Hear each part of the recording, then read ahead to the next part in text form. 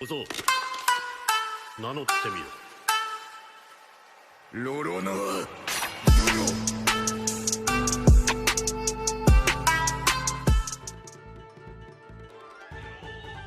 Fala galera, sejam bem-vindos ao canal Supernovas, o canal favorito do Eiichiro Oda. Meu nome é Isaac, sejam bem-vindos a mais um vídeo daquele quadro Supernovas Respondem, onde vocês mandam perguntas na comunidade do canal ou no nosso Instagram, @canal Supernovas. E essa é aquela semana em que a gente não tem capítulo, então a gente vai teorizar ainda mais com o que a gente já tem sobre a aparição dos gigantes, sobre se o Shanks está com eles ou não, sobre uma possível aparição do Barba Negra que até agora não deu as caras. E é basicamente um vídeo de vocês, porque eu basicamente vou responder tudo que vocês falaram aqui, suas teorias, suas opiniões, suas perguntas, e eu vou tentar fazer isso aqui da melhor maneira possível. Então desde já deixa aquele like que isso ajuda demais o canal, além de que esse vídeo é quase como se fosse uma preparação, porque esse fim de semana agora vai vir um vídeo pedrada aí sobre Elbaf. Então já fica de aviso aí, já ative um sininho que possivelmente vai ser um dos grandes vídeos aí do canal que vocês conhecem muito bem. E quando a gente fala que vai ser um dos grandes vídeos do canal, vocês já sabem o que a gente meio que quer dizer. Então sem mais delongas, bora começar aqui. A primeira pergunta é do Eduardo Alves, ele falou o seguinte: salve Supernovas, Egghead é um arco que teve como um dos focos o Saturne Gorosei da ciência. Vocês acham que ainda teremos 4 arcos, um para cada Gorosei faltando? E daria para teorizar como eles seriam abordados de acordo com a sua temática? Cara, eu gostei muito do que você falou aqui, é uma ideia interessante, porque se encaixaria muito no que o Oda faz com Supernovas, porque cada arco tem um Supernova diferente e o Oda vai dando um espaço para eles, desde que eles foram apresentados lá em Sabaody. Tem o LOL, que é o caso mais fora da curva, que ele ficou muito tempo com os Mugiwaras. O próprio Kid, eu achei que ele ficou um tempão também, agora em um ano, mas possivelmente ele tá voltando em Elbaf, já que é a última vez que a gente viu ele. Mas o Bege ficou em Holy Cake, a Bonnie agora em Egghead, a gente não sabe se ela vai continuar com o bando, e possivelmente o Uroji, que é um ser alado, ele possa aparecer também em Elbaf. Então cada Supernova tem um arco específico para ele, e aqui, como você falou, o Gorosei teria isso aqui também, cada arco teria um Gorosei. Só que como tem tanto Gorosei, cara, faltando tão poucos arcos para essa obra acabar, é meio complicado que haja essa separação que nem teve com Supernovas. Porque, como eu falei, Supernovas estão desde lá de Sabaody, desde antes do Novo Mundo, então deu tempo assim pro Oda trabalhar cada um direitinho, sem muita pressa, diferente dos Gorosei, porque também não falta tantos arcos aparentemente, é o que de informação que a gente tem aqui. Eu duvido muito que o One Piece tenha mais 4 ou 5 arcos, eu acho que vai ter Elbaf, mais um e a Guerra Final, e é isso. E o Shiryu falou o seguinte: salve Supernovas, tem alguma chance do Kid voltar no mangá e virar um vilão definitivamente no final de One Piece e ele lutar com o LOL? Cara, o Kid virar vilão é quase que impossível, até porque ele não tem capacidade, não tem tamanho para ser um vilão que causaria alguma coisa, algum problema para os Mugiwaras e para o próprio LOL. Mas sim, eu acho que eu entendi o que você quis dizer, porque tá todo mundo numa corrida pelo tesouro One Piece, o Kid tá nessa corrida, inclusive ele foi atrás do Homem da Cicatriz ali no final de Wano, e por coincidência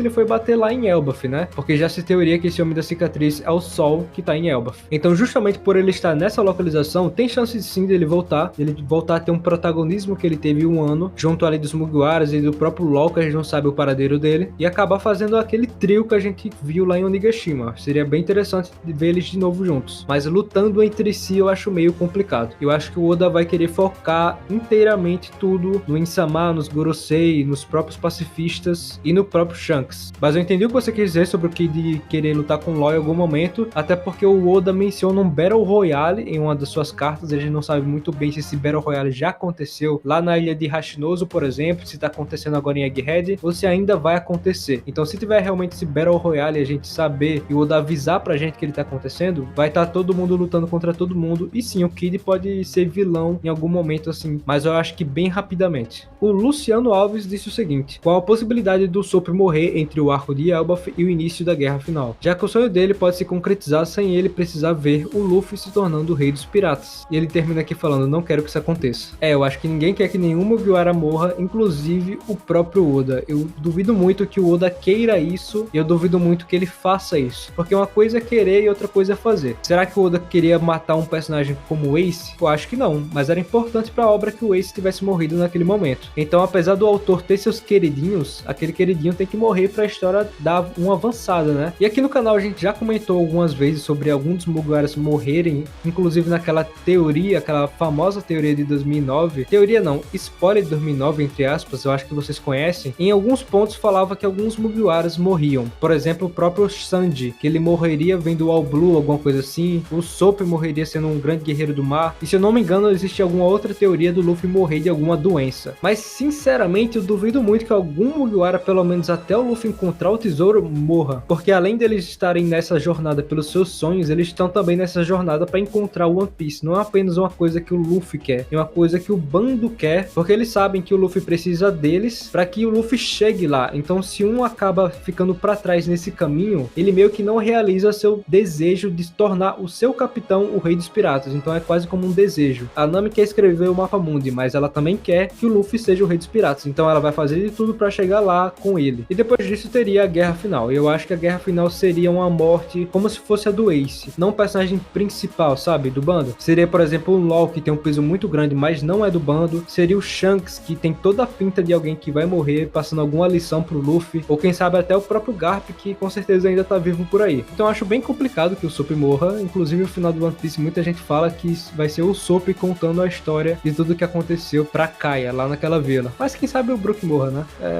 Mas ele já tá morto. Enfim, vamos para a próxima pergunta. E o Diego Paiva disse o seguinte: salve supernovas, gosto muito dos vídeos de teoria, análise dos capítulos, parabéns pelo trabalho. Valeu, Diego, obrigado pelo feedback. Acho que o Shanks estará esperando o Luffy em Elbaf? E se ele já tiver ido, qual será o seu destino? Talvez ir atrás do Barba Negra ou quem sabe atrás do quarto World Poneglyph? Então, cara, eu já falei aqui várias vezes aqui no canal que se o One Piece fosse o funil, a gente estaria lá na ponta desse funil, onde existe poucas possibilidades, existe poucos pontos para onde esses personagens têm que ir ou têm que fazer. Por exemplo, começou aí uma corrida pelas cópias dos Poneglyphs. A gente já viu, por exemplo, a Aokiji indo lá em Holy Cake pegar uma cópia. A gente já viu o Barba Negra enfrentando o LOL. O próprio Shanks derrotou recentemente o Kid. Ele pode muito bem pegar uma cópia do Kid. E o Luffy só falta mais uma cópia. Então tá rolando aí uma corrida. E quem acaba derrotando o tal personagem acaba pegando as cópias dele e ficando para si. Foi o que aconteceu agora. E sim, como a gente viu quando o Shanks estava saindo de Elbaf, a gente viu que ele viu uma notícia sobre o Barba Negra. E o Shanks está atrás do Barba Negra nesse momento. E onde é que tá o Barba Negra? Ele está nas redondezas de Egghead, como a gente viu capítulos atrás. Pelo menos o navio do Barba Negra tá. E se o Barba Negra não estava em Rashnozo na luta contra o Garp,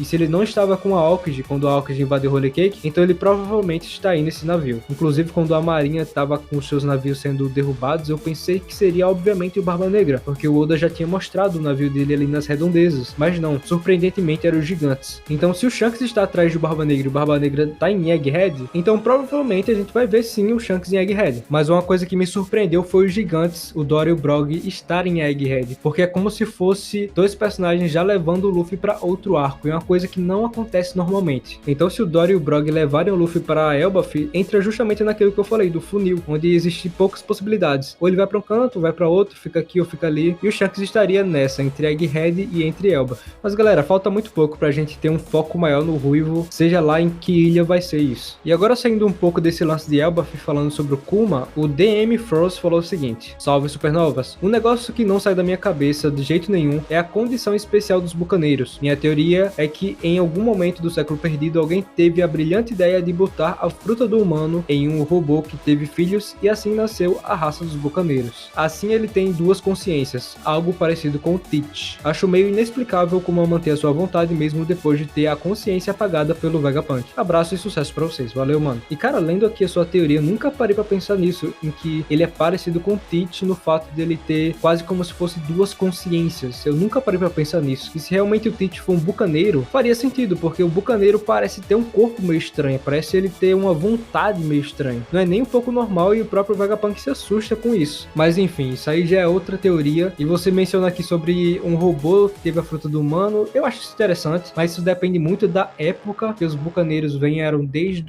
a época do Nika, provavelmente, assim como os próprios Lunarianos. Então se eles conviveram com Nika, essa fruta do humano foi feita depois, né? Foi feita cientificamente, inspirada no DNA deles. Então assim como a raça Lada, a raça dos Lunarianos, eles conseguem projetar o fogo, conseguem produzir o fogo em suas costas, tem asas, tem uma resistência sobre-humana, eles são como se fossem alienígenas aqui nesse mundo, entre aspas, obviamente. Eles são super poderosos. Essa outra raça, os bucaneiros, podem ter as suas próprias próprias características também, assim como os tritões respiram debaixo d'água. Então não necessariamente eles tinham que comer uma fruta do humano, serem robôs para serem o que eles são hoje, não. Eles são só simplesmente assim porque eles nasceram assim, que nem os Lunarians e que nem os tritões. E além da força sobre-humana que os bucaneiros têm, eles possuem algum tipo de vontade. É complicado de explicar. É como se eles pudessem ouvir a voz de todas as coisas, é como se eles tivessem algum tipo de vontade própria, e a vontade em One Piece, essa palavra vontade é uma palavra muito específica, porque não necessariamente é um poder, e sim um desejo que foi passado de geração em geração, mas que tá ligado à voz de todas as coisas, de alguma forma. Então, mesmo o Kuma sendo alterado biologicamente em algumas experiências pelo Vegapunk, ele conseguiu sobressair a essas ordens com algum tipo de poder que vem da sua própria raça, um poder natural. A próxima pergunta é do Léo Moreira. Fala, galera do canal, o que vocês acham de que no passado o Dragon e o Sakazuki foram melhores amigos? Outra pergunta, todos estão falando que o One Piece está chegando na sua saga final, mas quanto tempo vocês acham que vai ser até o final do mangá e do anime? Cara, primeiro respondendo essa sua última pergunta, o Oda já falou que a gente tá na saga final, então não é uma teoria, o Oda já falou que estamos na saga final, então seria Egghead, Elbaf, mais algum outro arco e a guerra final, e talvez o pós-guerra final, que seria como se fosse um time skip final, que nem a gente teve antes de entrar no Novo Mundo. Seria basicamente isso, e vamos dizer aqui, uns 300 capítulos, chutando assim baixo, porque pode ter bem mais que isso, porque a gente tem que lembrar que uma saga engloba vários arcos, então é basicamente isso que o Oda tá fazendo aqui agora. E sobre o Dragon e o Okainu terem sido amigos, cara, é um tiro no escuro, é literalmente um tiro no escuro, não dá pra saber. O que a gente sabe é que o Dragon já foi da marinha, isso dá pra afirmar, e se o Oda quiser criar ligações, uma história mais interessante que ele geralmente faz, dá sim pra criar uma ligação entre o Sakazuki e o Dragon, deles acabarem conversando sobre como um foi pra um caminho e outro foi pra outro, e seria bem interessante, eu não vou negar, eu gostaria muito de ver isso aí, até porque a gente vai ter que saber em algum momento como é que foi essa passagem do Dragon na marinha e o que fez ele sair de lá, vai ser muito importante, e ter o Akainu fazendo essa aparição ali no flashback, eu gostaria bastante, inclusive se tiver uma luta, melhor ainda. E por fim, o João Pedro disse o seguinte: salve supernovas, dessa vez eu prometo que é uma teoria boa. Que é isso, cara? O que vocês acham do símbolo do Sol com 8 esferas ser um símbolo de uma promessa? Cada esfera ser um reino com um símbolo parecido. Elbaf terá um símbolo parecido com esse e talvez o reino antigo também. E ele aqui faz um complemento. Se não entenderam, eu estou supondo que existem 8 reinos com símbolo parecido com o do Sol, com 8 círculos ao redor. Cada círculo representa um reino. Alabasta, Wano ou Kozux, Chandora, Zou, Ilha dos Homens Peixe, com certeza Elbaf e talvez, só talvez, Laugh Tale, se for um reino antigo. E cara, não é de hoje que a gente vem falando sobre isso. Se vocês voltarem lá naquele vídeo, o Eiichiro Oda não pode ver esse vídeo, a gente já teoriza. Inclusive o Léo faz uma teoria muito braba, onde ele faz esse símbolo das luas, onde ele faz esse símbolo com luas. Ele pega cada fase da lua, onde o Oda coloca cada fase da lua em algum momento da obra e faz uma teoria sobre isso. Isso basicamente tá confirmado se a gente parar pra analisar. Se a gente for ver o símbolo dos Kozuki, se a gente for ver o símbolo de Alabasta, tem tudo ali, essas 8 bolas circulando, esse grande círculo no meio. E mais recentemente na igreja do Kuma a gente viu exatamente esse símbolo. E o Kuma é um bucaneiro, uma das raças mais antigas do mundo do One Piece, assim como os Lunarians. E assim como os Lunarians, o bucaneiro tinha alguma fé, alguma esperança no deus do sol Nika. E dito isso, cara, é só ligar um ponto com o outro. Esses reinos se separaram, viveram da forma deles durante todos esses anos, mas é claro, com um símbolo parecido um com os outros. Se vocês pararem para ver, os símbolos não se parecem tanto, porque ele tem uma estética diferente de cada povo, que deu uma alterada, eu acho que até para dar uma maquiada, para que o governo mundial, para que os Gorosei não perceberem, para não acharem tão nítido, mas existe sim essa semelhança desses 8 círculos circulando, um círculo maior no meio. E eu gosto muito dessa teoria, tudo tá se encaminhando para que ela se concretize, com certeza. E eu não vou ficar nem um pouco assustado se em Laugh Tale tivesse símbolo bem grande em alguma parte dessa ilha, quem sabe no centro dessa ilha.